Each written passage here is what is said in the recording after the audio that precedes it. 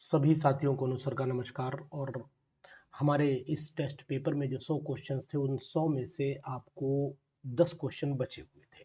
यानी कि जो हम क्वेश्चंस कर रहे थे 90, यानी वॉल्यूम जो मैंने 7 दिया था वहां पर 90 क्वेश्चन तक आपको कराए थे, लेकिन 91 क्वेश्चन से लेकर के कुछ क्वेश्चन रह गए थे, तो वो क्वेश्चन मैं अब आपको कराए दे रहा हूँ। यानी कि पूरा ये हमारा 100 का सेट पूरा हो जाएगा। तो आप प्लीज सहयोग करिए, कभी कम कभी ज्यादा, लेकिन टोटल 1000 से पहले मैं रुकूंगा नहीं, ये निश्चित है। ठीक है ना। चलो, अब आपके विचारों से सहमत हूँ, आपके कमेंट से सहमत हूँ। आपने अच्छे अच्छे कमेंट भी दिए हैं, उनके लिए पहले तो आपको तहे दिल से धन्यवाद देता हूँ कि आपने हमारा सहयोग किया है और हमें प्रमोट करने के लिए आपने अपना योगदान भी दिया है। तो 91 क्वेश्चन कहता क्या है? 91 क्वेश्चन ये कहता है कि the minimum energy a molecule should possess in order to enter into a fruitful collision is called। तो ये फ्रूटफुल कोलिजन में पहुंचने के लिए मॉलिक्यूल को एक निश्चित अमाउंट की एनर्जी चाहिए होती है। उस एनर्जी का नाम क्या है वो आपको बताना पड़ेगा। तो उस एनर्जी का नाम अगर आप मुझे बता सकते हैं तो बहुत ही अच्छा होगा। यानी अगर मैं आपसे ये कहने की कोशिश करूं कि भाई the amount of energy, minimum amount of energy required for the collision is called threshold energy. वो एनर्जी आपकी कौन सी एनर्जी कहलाती है? वो आपकी थ्रेशोल्ड एनर्जी कहलाती है। तो शायद इसमें कोई दो राय नहीं होगी। तो आंसर भी अब आपको नजर आ गया होगा कि this is the threshold energy. Question is very important for the examination, so you can means practice similar to these questions from any book। यानी कि ऐसी किताब आप ढूंढ लें जिससे आप ऐसे क्वेश्चन की प्रैक्टिस लगातार अपने दिमाग में बिठा सकें। ठीक है। तो क्वेश्चन नंबर हमारा ये 92 आ गया है। अब 92 क्वेश्चन क्या कहता है वो भी मैं आपको बताने की कोशिश करता हूँ। The process used in conversion of the triolein to tristearin is. यानी कि ट्रायोलिन एक्चुअली में एक अनसैचुरेटेड ग्लिसराइड होता है, जबकि ट्राइस्टायरीन जो होता है एक सैचुरेटेड ग्लिसराइड होता है। मतलब जो ट्रायोलिन है ये अनसैचुरेटेड है और ये ट्राइस्टरीन है ये सैचुरेटेड है। तो इसका मतलब हुआ कि सैचुरेशन से अनसैचुरेशन पर हमें ये सैचुरेटेड है, ये अनसैचुरेटेड है, और ये येलो वाला कैसा है? सैचुरेटेड है। तो यहाँ पर मैं लिखे देता हूँ, नहीं तो आप कंफ्यूज रहेंगे। ये कैसा हो गया? सैचुरेटेड। ये हो गया आपका सैचुरेटेड और ये हो गया आपका अनसैचुरेटेड। अनसैचुरेटेड और ये होते क्या है ये भी आपको बता देता हूँ, ये ग्लिसराइड होते हैं। लेकिन आपको ये हमेशा याद होगा कि कभी भी अनसैचुरेशन से सैचुरेशन जब कराया जाता है तो हाइड्रोजन ऐड किया जाता है, मींस हाइड्रोजनेशन रिएक्शन ही इसमें रिस्पॉन्सिबल होगी। तो आंसर इसका थर्ड हो जाएगा। When phenol is treated with, ये तो आपको रिएक्शन पता ही लग गई होगी कि भैया रीमर टीमन रिएक्शन है। इस रीमर टीमन रिएक्शन में पूछा क्या है वो देख लेते हैं। इंटरमीडिएट पूछा है।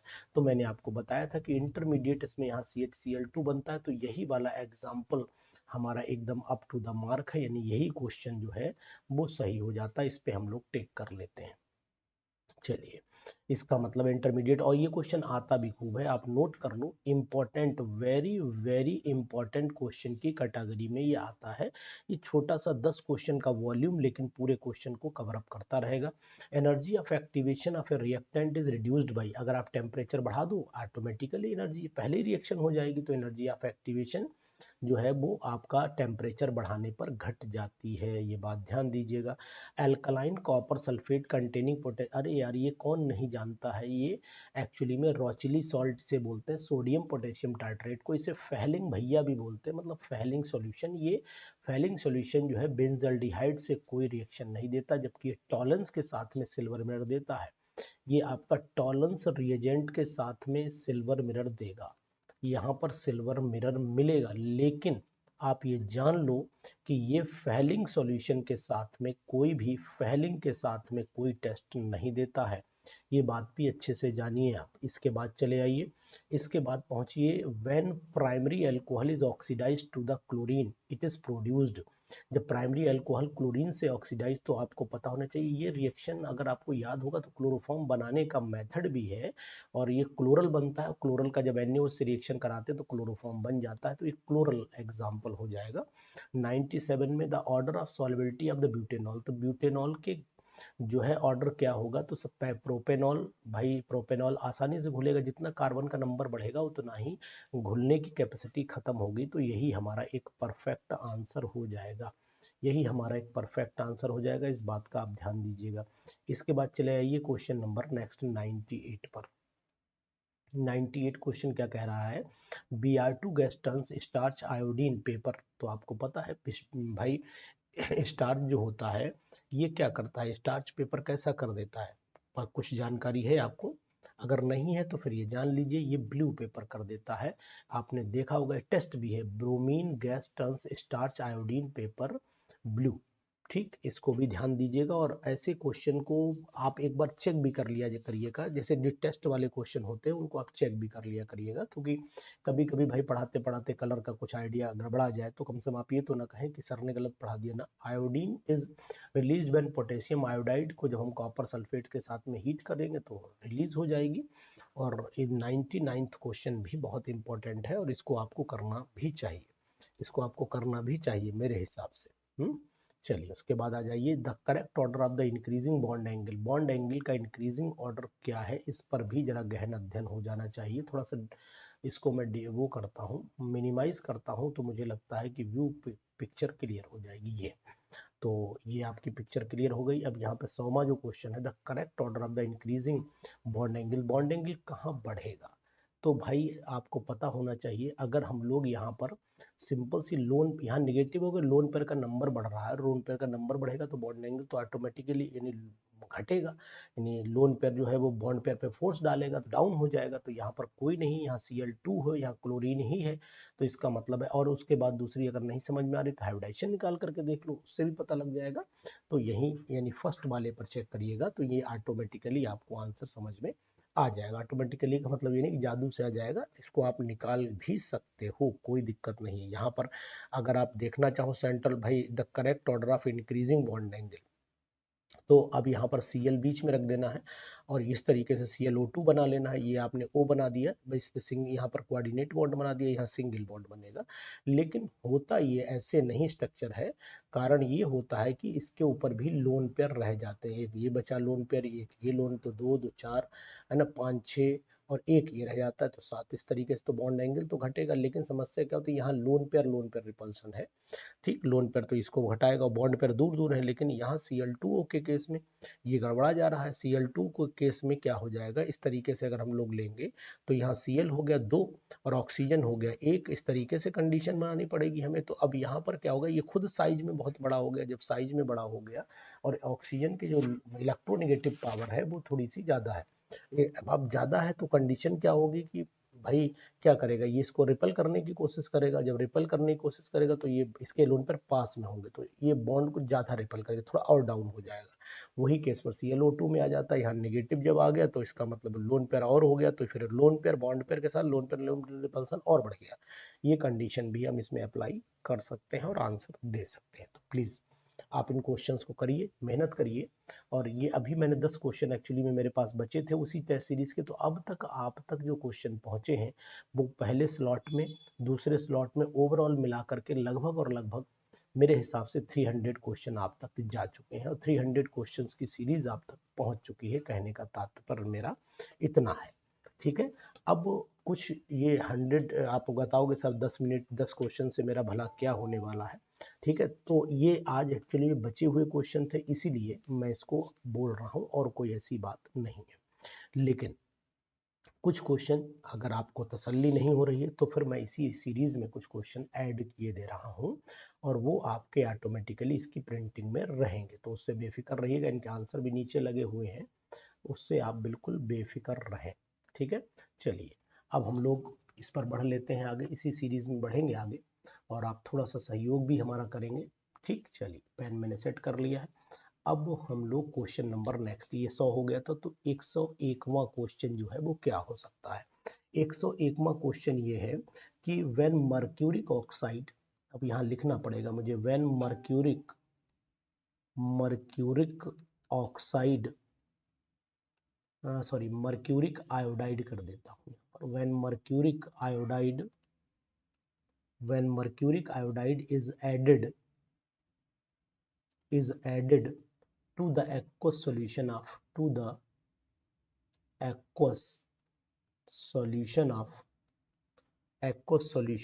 Potassium iodide. यार ये तो बड़ा अच्छा क्वेश्चन है। तो होगा क्या, फ्रीजिंग पॉइंट घटेगा बढ़ेगा क्या होगा, तो ए ऑप्शन दिया है फ्रीजिंग पॉइंट इंक्रीजेस। तो आप बताओगे कि भैया फ्रीजिंग पॉइंट बढ़ेगा, तो मेरे हिसाब से तो कॉम्प्लेक्स बन रहा है, फ्रीजिंग पॉइंट तो बढ़ना नहीं चाहिए, घटना चाहिए। तो यहाँ लिख देता हूँ फ्रीजिंग पॉइंट डिक्रीजेस, घटना जा चाहिए, रिड्यूस हो जाना चाहिए। सी ऑप्शन लिख देता हूँ freezing point no change, same रह जाएगा। ठीक है, तो ये तो संभव नहीं कि सेम रह जाए। और उसके बाद boiling point does not change, तो बीपी डज नॉट चेंज या नो चेंज लिख लो, नो चेंज।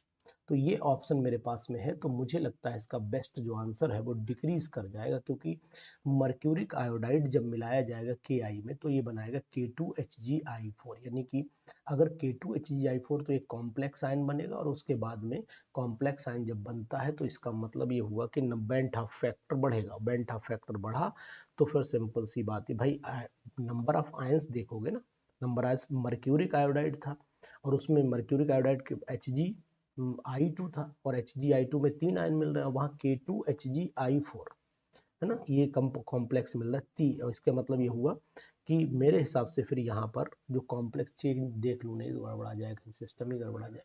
ये हो गया आपका 2KI और प्लस आपका हो गया Hg(I2), ठीक है।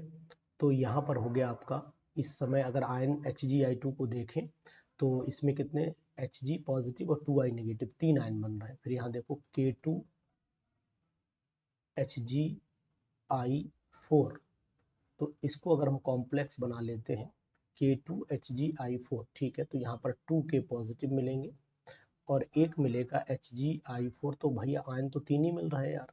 तो इसका मतलब ये हुआ कि 2 आयन ही और 1 आयन ही, मतलब 3। तो फिर फ्रीजिंग पॉइंट में मेरे हिसाब से कोई चेंज नहीं आना चाहिए, तो यार गड़बड़ा गया आंसर। तो फ्रीजिंग पॉइंट मेरे हिसाब से नो चेंज जाना चाहिए। When mercuric iodide is added to the aqueous solution of KI,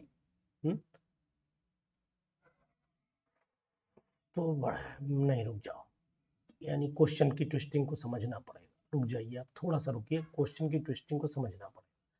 KI की बात कर रहा है, समझ गए, KI की बात कर रहा है, तो इसका मतलब हुआ कि KI अगर मैं KI में ऐड करता हूं तो KI किस में टूट रहा है, KI टूट रहा है K पॉजिटिव में, क्योंकि मर्क्यूरिक आयोडाइड KI में, तो KI में चेंज आएगा ना। तो K पॉजिटिव आई, यहाँ 2 आयन बन रहे हैं और जब 2 आयन बनेंगे तो इसका मतलब यहाँ बन रहे हैं 3 आयन। ठीक, मैंने सही लगाया था, डिक्रीज करेगा। बस क्वेश्चन को समझने की बात थी यहाँ पर, यानी कि when mercuric iodide is added to the aqueous solution, solution किसका है मेरे पास में, सॉल्यूशन तो KI का है ना, तो KI के फ्रीजिंग पॉइंट में चेंज देखना पड़ेगा, ना कि मर्क्यूरिक आयोडाइड में। मर्क्यूरिक आयोडाइड में देखना, सॉरी फॉर दैट। अच्छा क्वेश्चन, और इस क्वेश्चन के लिए मैं आपको इसीलिए रुक करके एक्सप्लेनेशन मैंने दिया। सेकंड पार्ट आ जाइए इसके 102 पे, है ना। विच शोज द पॉलीमॉर्फिज्म, तो यहाँ लिख देता हूँ विच शोज पॉलीमॉर्फिज्म।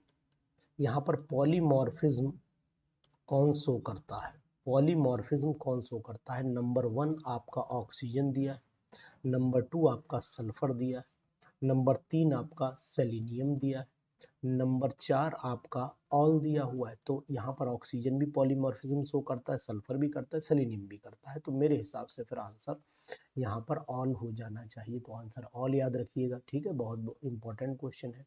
और इसी तरीके से क्वेश्चन नंबर फिर मैं 103 पर आ जाता हूँ। 103 कह रहा है क्वेश्चन, ये भी बड़ा अच्छा क्वेश्चन है। मतलब purpose of smelting, purpose of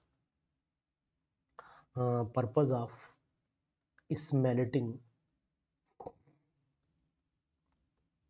of an ore, purpose of smelting of an ore क्या होता है। नंबर 1 ए पार्ट दिया है, टू ऑक्सीडाइज इट, भाई ये ऑक्सीडाइज तो नहीं करता है। नंबर 2 ईट रिड्यूस, हाँ ये टू रिड्यूस इट यही करता है, रिडक्शन करता है, रिड्यूस इट, तो यहाँ पर ये रिड्यूस इट हो गया। सी पार्ट पर चले आइए, सी पार्ट अब तो आंसर ही मिल गया, तो सी पार्ट मेरे हिसाब से लिखने की जरूरत नहीं है, ठीक है।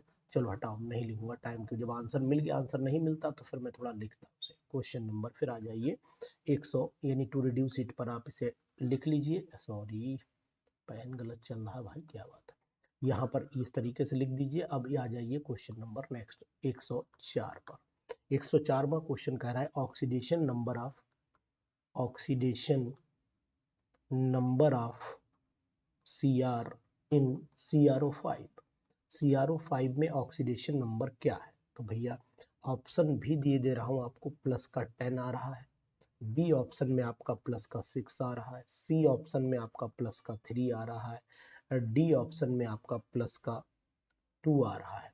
ठीक, अब यहाँ पर क्या होगा, सी आर, यहाँ ओ हो गया, यहाँ ओ हो गया, यहाँ ओ हो गया, यहाँ ओ हो गया है, double bond O.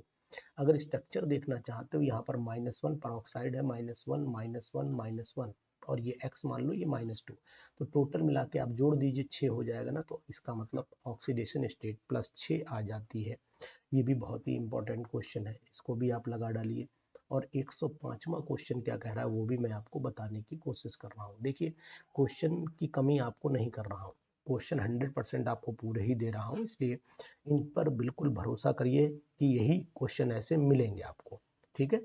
Which one of the following which one of the following does not which one of the following does not Arrhenius equation, इसमें से कौन सी Arrhenius equation नहीं है? तो पहला ऑप्शन दिया है इन्होंने K is equal to A E raise to the power -e upon RT, ये पहला ऑप्शन है। बी ऑप्शन दिया है लॉग के बेस में e, K is equal to log फिर आपका e a minus A upon RT, एक ये ऑप्शन दिया है। सी ऑप्शन दिया है लॉग के बेस में 10 फिर k is equal to log के बेस में 10 a minus E A upon 2.303 RT। और फोर्थ ऑप्शन दिया है D option k is equal to A E A minus RT। तो फिर यही वाली इक्वेशन जो डी ऑप्शन है यही करेक्ट है, मतलब यही आर्हेनियस इक्वेशन नहीं है। क्वेश्चन शायद आपको समझ में जरूर आ रहे होंगे, जहां तक मैं चाह रहा हूं कि एक बार अब आप कमेंट जरूर करें कि नहीं सर क्वेश्चन ठीक है ना। इसका जो कंपाउंड है वो उसका नाम आपको बताना है, तो यहाँ पर लिख देता हूँ name of this compound, name of the compound, compound क्या है, यहाँ पे Cl लगा देता हूँ, फिर यहाँ CH2, फिर यहाँ CH2 और यहाँ COOH। तो शायद डायरेक्ट एक ऑप्शन पहला ही लिख देता हूँ, समय बच जाएगा आपका। 1 2 3, यहाँ पर 3 क्लोरो आ जाना चाहिए, 3 क्लोरो और आपका प्रोपेनोइक एसिड हो जाएगा, सिंपल सी बात है। तो यहाँ प्रोपेनोइक एसिड हो जाता है, ये हो गया आपका प्रोपेनोइक एसिड। ठीक, एक चीज हो गई। और एक बार 107वां क्वेश्चन देख लेते हैं। मैं 7वां क्वेश्चन इंपॉर्टेंट करके बोलूंगा, कारण है कि 110 तक ले जाऊंगा भाई, 20 क्वेश्चन तो हो ही जाए कम से कम इस स्लॉट में। Which is not a nitro derivative, यहाँ से कौन नाइट्रो डेरिवेटिव नहीं है? Which is not a nitro derivative, which is not a nitro derivative, कौन सा इसमें नाइट्रो डेरिवेटिव नहीं है? तो पहला ऑप्शन आपको दे रहा हूं यहाँ पर C6H5NO2, ये नाइट्रो डेरिवेटिव है या नहीं है। दूसरा दे रहा हूँ CH3CH2ONO, एक ऑप्शन आपको ये दे रहा हूँ, ये नाइट्रो डेरिवेटिव है या नहीं आपको बताना है।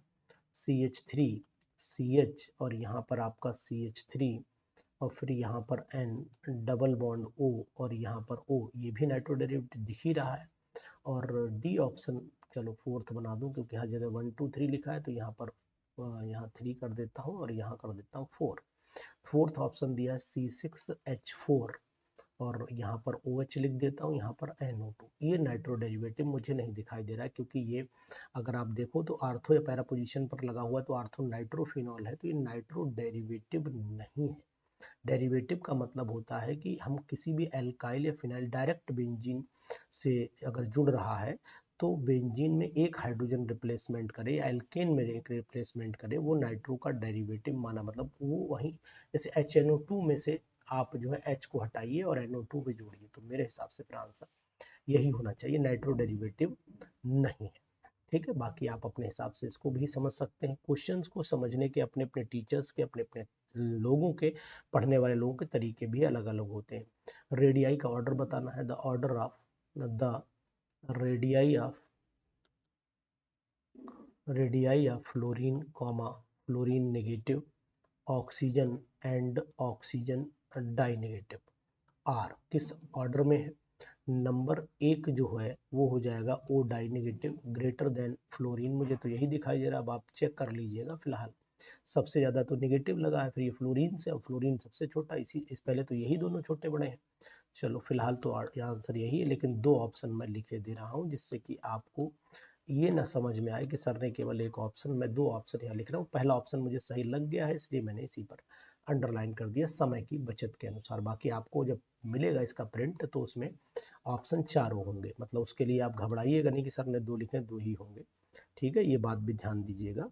अब आपको नेक्स्ट क्वेश्चन में यहाँ पर 109 जो दे रहा हूँ, विच वन इज फेरोमैग्नेटिक, यहाँ पर बताने की कोशिश करूंगा। क्वेश्चन क्या है, which one is ferro which one is ferro magnetic, इसमें फेरोमैग्नेटिक कौन है। ठीक है, तो फेरोमैग्नेटिक कौन है, इस बात का आप ध्यान दीजिए। ए पार्ट पर जाइएगा, यहाँ पर क्रोमियम, और यहाँ पर दूसरा बी पार्ट पर जाइए, इस पे मैं लिखे दे रहा हूँ मैंगनीज। तो ये तो दोनों फेरोमैग्नेटिक है नहीं, ये तो आपको याद होगा कि अगर हम यहाँ नोटिस करने की कोशिश करें तो ये पैरामैग्नेटिक में ये आ गया, ये भी पैरा हो गया, BABC, और ये हो गया आपका टंगस्टन हो गया, और लास्ट में इन्होंने दिया है यहाँ पर कोबाल्ट। तो मुझे कोबाल्ट लग रहा है, आप लोग भी इस क्वेश्चन को एक बार चेक कर लिए, कोबाल्ट ही फेरो होता है जो कम्प्लीटली कन्वर्ट हो जाता है मैग्नेट में, लेकिन क्रोमियम भी फेरोमैग्नेटिक में आता है, जैसा कि मुझे भी थोड़ा सा अनुमान हो रहा है। तो यहाँ पर थोड़ा डाउट भी लग रहा है क्वेश्चन में, तो आप एक बार, मुझे उम्मीद है कि आप शायद चेक करेंगे, तो एक बार चेक करके बताइएगा कि क्या ये सही है, क्या ये सही है बात कि जो है वो क्रोमियम सही होना चाहिए मेरे हिसाब से। तो आप एक बार चेक करके मुझे जवाब दीजिएगा कि सर क्रोमियम ही है, मेरे हिसाब से तो क्रोमियम लग रहा है, मुझे डाउट है थोड़ा सा इस पर। कोबाल्ट तो मैंने पढ़ा भी नहीं कहीं, क्रोमियम तो पढ़ा था। चलिए मैं क्रोमियम लगा रहा हूँ, फिलहाल आप इसको एक बार चेक जरूर कर लीजिएगा। मुझे शक हो गया कि पहले तो मुझे कोबाल्ट लगा, फिर लेकिन ना मुझे याद आया कि क्रोमियम ही पढ़ाया था मैंने। चलिए वो हो जाता है कभी कभी। और यहाँ पर 110 पे आ जाइए, 110वां क्वेश्चन कह रहा है, ये भी बहुत इम्पोर्टेंट क्वेश्चन है, और इस इम्पोर्टेंट क्वेश्चन के साथ में आपको एक चीज़ और भी बताऊंगा कि ऐसे क्वेश्चन हमें प्रैक्टिस के लिए लगातार करते भी रहना चाहिए ना। 101 से लाइन सही चल रही, गलत तो नहीं लिख दिया मैंने। 107, 8, 5, 6, 4, 3, 100 के बाद चल रहे हैं, ठीक है। 108, 9, 10 हो गया, ठीक। इसके बाद 110वां क्वेश्चन क्या कह रहा है वो भी समझिएगा। Which one complex is paramagnetic in nature, यानी यहाँ मैं सिंपल सा लिख दे रहा हूँ, पैरामैग्नेटिक कॉम्प्लेक्स इसमें से कौन सा है। तो पैरामैग्नेटिक कॉम्प्लेक्स को अगर आप ढूंढोगे तो ए ऑप्शन आपको दिया है यहाँ पर, CO F6 ऊपर 3 पॉजिटिव। उसके बाद आप दूसरा ऑप्शन पे आ जाइए, कोबाल्ट COH2O का होल 6, और यहाँ पर 3 पॉजिटिव हो जाते हैं। सी पार्ट पर आ जाइए, यहाँ COF3H2O का होल थ्राइस पर आ जाइए। इसके बाद आ जाइए ऑल पर, एक ऑप्शन दिया है ऑल। तो मुझे तो लिगेंड सभी वीक दिखाई दे रहे हैं, जो सभी लिगेंड वीक हैं तो इसका मतलब है कि सभी पैरामैग्नेटिक ही डायरेक्शन शो करेंगे। तो ये बेटा मैंने आपको 110 क्वेश्चन फिर दे दिए, मतलब अभी 20 करवाए हैं, तो ये पूरा स्लॉट आपका, फिर इसके बाद मैं स्लॉट 25 का और दूंगा, तो फिर आपके पास क्वेश्चन अच्छे खासे, यानी लगभग 300 क्वेश्चन के आसपास, 300 से 400 क्वेश्चन आपके पास पहुंच जाएंगे अगर आप नोटिस कर पाएंगे। अब आप हमारे ऐप को डाउनलोड करने के लिए हमारी वेबसाइट को यूज़ करें। एरोमा केमिस्ट्री क्लासेस की वेबसाइट है, और वेबसाइट का आपको लिंक बता दे रहा हूँ, इसका डिस्क्रिप्शन में लगाऊंगा, www.aromaChemistryClasses.com। इस पर जाइए और हमारे ऐप को डाउनलोड करिए। अब प्ले स्टोर से ऐप को डाउनलोड करने की कोई ज़रूरत नहीं है, आप डायरेक्ट हमारी वेबसाइट से ऐप को डाउनलोड कर सकते हैं। और हमारा कॉन्टैक्ट नंबर भी नोट कर लीजिए। अगर आपको लाइव सेशन चाहिए तो 94 73 70 27 11। हम मास्टर लाइव बैच भी शुरू कर दिए हैं, और मास्टर लाइव बैच हमारा बहुत ही ₹1 पर डे में चल रहा है। मास्टर लाइव बैच ये केवल ₹1 पर डे में है, ₹1 पर डे। तो ₹1 पर डे का मतलब ये हुआ कि आपको ये बैच जो है वो केवल लाइव क्लास, अगर आप अटैच होना चाहते हैं लाइव में तो आप अटैच हो सकते हैं। कौन सी बहुत बड़ी चीज़ तो ये है नहीं है। सिंपल सा ₹1 पर डे के हिसाब से 365 दिन होते तो पूरे एक ईयर का जो पैक लगा रखा है, एक ईयर का जो लगा रखा है वो ₹365 मात्र है। तो जो लोग इससे जुड़ना चाहें जुड़ सकते हैं, और डिस्कशन करना चाहें तो फिर 9473702711 पर जा सकते हैं, और ऐप को जरूर डाउनलोड करिए www.aromachemistryclasses.com से। Thank you.